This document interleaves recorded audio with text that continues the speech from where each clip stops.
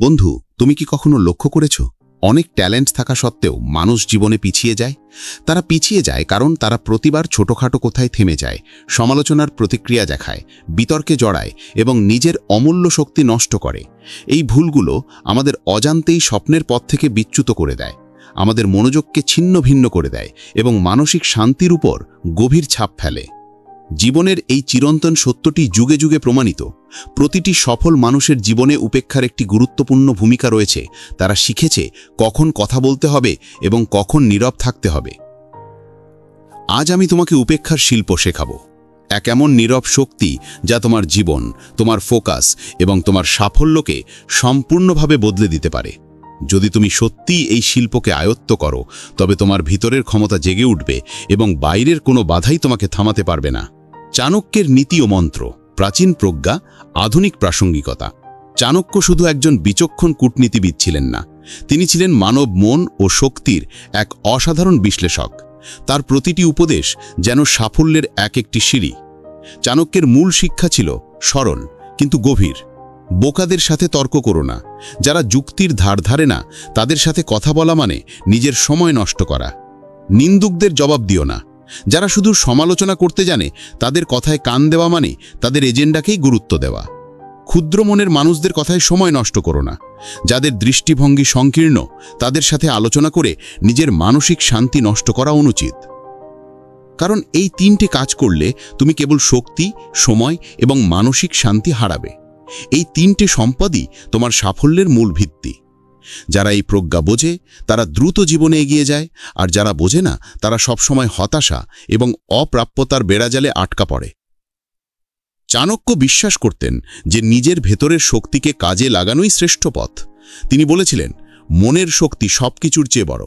যে নিজের মনকে নিয়ন্ত্রণ করতে পারে, বাইরের কোনো বাধাই তাকে থামাতে পারবে না। এটি কেবল একটি উক্তি নয়, এটি একটি জীবন দর্শন, এক অপ্রতিরোধ্য শক্তির উৎস। বাস্তব জীবনের উদাহরণ, উপেক্ষার শক্তির প্রতিফলন। চাণক্যের এই নীতিগুলো বাস্তব জীবনে কিভাবে কাজ করে তা কয়েকটি উদাহরণ দিয়ে দেখা যাক। উদাহরণ 1, কর্মজীবন নীরব সাফল্যের ঝলক। ধরো যাক, তুমি একটি নতুন উচ্ছ্বাসী প্রজেক্টের দিনরাত পরিশ্রম করছো। তোমার এক সহকর্মী ব্যঙ্গ করে বলল, তুমি তো ভালো কিছু করতে পারো না, এই প্রজেক্টেও কিছু হবে না। যদি তুমি এই কথার প্রতিক্রিয়ায় বিতর্কে জড়াও, তবে তোমার পুরো দিনের ফোকাস নষ্ট হবে, মানসিক শক্তি ক্ষয় হবে এবং কাজের গতি কমে যাবে। কিন্তু যদি তুমি সেই মন্তব্যকে উপেক্ষা করে চুপচাপ নিজের কাজ করে যাও, নিজের পরিকল্পনা অনুসরণ করো এবং দক্ষতার সাথে প্রজেক্টটি শেষ করো, তবে একদিন তোমার অসামান্য সাফল্যই তার মুখ বন্ধ করে দেবে। তোমার কাজটিই তোমার শ্রেষ্ঠ জবাব হবে। উদাহরণ 2, শিক্ষা জীবন মনোযোগের জয়। একজন শিক্ষার্থী যখন তার পড়াশোনা বা পছন্দের বিষয়ে বারবার সমালোচনার মুখোমুখি হয়, যেমন তোমার মাথায় কিছু ঢোকে না বা এই বিষয়ে তোমার কোনো ভবিষ্যৎ নেই, তখন সে যদি প্রতিটি কথায় জবাব দিতে যায়, সে মানসিক শক্তি হারাবে, আত্মবিশ্বাস কমে যাবে এবং তার পড়াশোনায় ব্যাঘাত ঘটবে। কিন্তু যদি সে তার সব ফোকাস নিজের পড়াশোনা এবং দক্ষতার দিকে রাখে, তার সব শক্তি পড়ালেখায় ব্যয় করে, তবে একদিন সে সেই নেতিবাচক মন্তব্যগুলোর জবাব অসাধারণ ফলাফল দিয়ে দিতে পারবে। তার সাফল্য অন্যদের সমস্ত সংশয় দূর করে দেবে। উদাহরণ 3, উদ্যোক্তা দুর্গম পথ পাড়ি দেওয়ার কৌশল। একজন তরুণ উদ্যোক্তা ভাবো, যিনি নতুন ব্যবসা শুরু করেছেন। শুরুতেই হয়তো আত্মীয় স্বজন বা বন্ধুরা বলছে, তুমি পারবে না, এসব তো কেবল স্বপ্ন, তোমার দ্বারা ব্যবসা হবে না। যদি সে প্রতিটি কথার উত্তর দিতে থাকে, তবে সে ছোটখাটো বিষয়ে ব্যস্ত হয়ে যাবে এবং তার মূল্যবান সময় ও শক্তি ব্যবসার উন্নতিতে ব্যবহার করতে পারবে না। কিন্তু যদি সে এসব মন্তব্য উপেক্ষা করে, নিজের লক্ষ্য পূরণের জন্য অবিচল থাকে, তবে তার শক্তি ব্যবসার উন্নতিতে সঠিকভাবে ব্যবহৃত হবে। একদিন তার সফল ব্যবসা এবং তার অর্জন তার সবচেয়ে বড় জবাব হয়ে দাঁড়াবে। উদাহরণ 4, সামাজিক ও পারিবারিক জীবন সম্পর্কের ভারসাম্য। ব্যক্তিগত জীবনে উপেক্ষার গুরুত্ব অপরিসীম। আত্মীয় বা বন্ধুদের নেতিবাচক মন্তব্য। অনেক সময় কাছের মানুষরাও হতাশাজনক মন্তব্য করে। সামাজিক মিডিয়ায় সমালোচনা। আজকের যুগে সামান্য বিষয়েও তীব্র সমালোচনা হয়। প্রেম বা সম্পর্কের ঝগড়া, সম্পর্কে ও অপ্রয়োজনীয় বিতর্কে জড়িয়ে শক্তি নষ্ট হয়।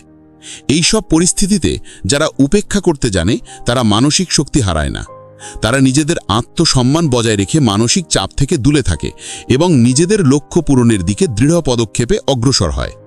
উপেক্ষার এই শক্তি তাদের মানসিক সুস্থতাকে সুরক্ষিত রাখে। সমালোচনা করতে কেউ আসবেই। সমালোচিত প্রতিটি মানুষের জীবনে সমালোচনার একটি বড় ভূমিকা রয়েছে। সমালোচনাকে যদি তুমি সঠিকভাবে গ্রহণ করতে পারো, তাহলে কেবল তোমার সাফল্য আসবে। কেন প্রতিক্রিয়া বিপজ্জনক?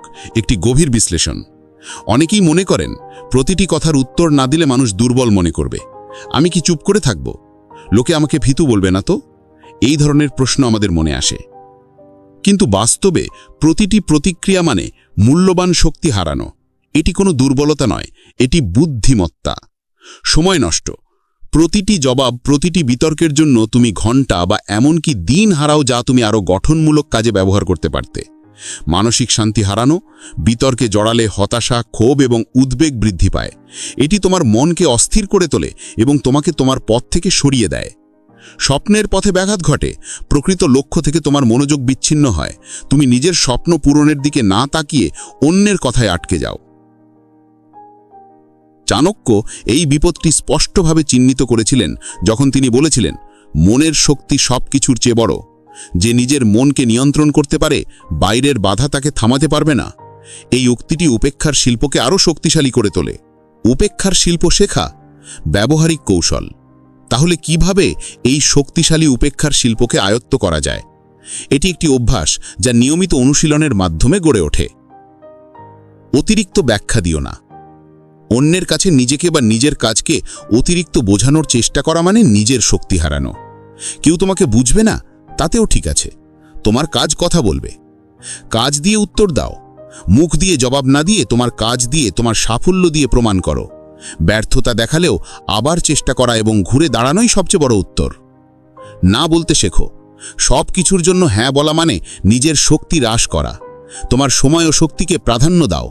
সীমা নির্ধারণ করতে শেখো। অপ্রয়োজনীয় বোঝা ছেড়ে দাও। অতীতের ব্যর্থতা, সমালোচনা, নেতিবাচক মন্তব্য, এই সব কিছুকে তোমার মন থেকে ছেড়ে দাও। এগুলো কেবল তোমার অগ্রগতিকে ধীর করে দেবে। লক্ষ্যের দিকে চোখ রাখো। ছোট ছোট বিষয় নিয়ে মাথা ঘামানোর দরকার নেই। বড় লক্ষ্য অর্জনের জন্য শক্তি সংরক্ষণ করা জরুরি। তোমার লক্ষ্যই তোমার একমাত্র ফোকাস হওয়া উচিত। সরল থেকেও দৃঢ় হও। নিজের স্বার্থ, সীমা এবং আত্মসম্মান রক্ষা করো। তোমার সরলতা যেন তোমার দুর্বলতা না হয়। অপ্রয়োজনীয় কথায় কান দিও না। যারা তোমার বিরুদ্ধ কথা বলে, তারা শুধু তোমার দুর্বলতা খুঁজছে।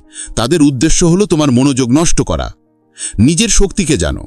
তুমি কি করতে পারো, কত দূর এগোতে পারো তা জানো এবং সেই অনুযায়ী তোমার শক্তিকে সঠিক কাজে ব্যবহার করো। দর্শকের সঙ্গে প্রশ্ন। আত্ম অনুসন্ধানের মুহূর্ত। একবার নিজেকে প্রশ্ন করো, তুমি কতবার সোশ্যাল মিডিয়ায় অপ্রয়োজনীয় তর্ক করে মূল্যবান সময় নষ্ট করেছ? কতবার সমালোচনার কারণে নিজের স্বপ্ন থেকে সরে গেছ? কতবার নিজের কথা প্রমাণ করতে গিয়ে মানসিক শক্তি হারিয়েছ এবং হতাশ হয়েছ? চলো আমরা একসাথে দেখি কিভাবে এই সমস্যাগুলোর সমাধান করা যায়। উপেক্ষার শক্তি তোমাকে এই চক্র থেকে বেরিয়ে আসতে সাহায্য করবে। ছোট গল্প উদাহরণ। চাণক্যের প্রজ্ঞা।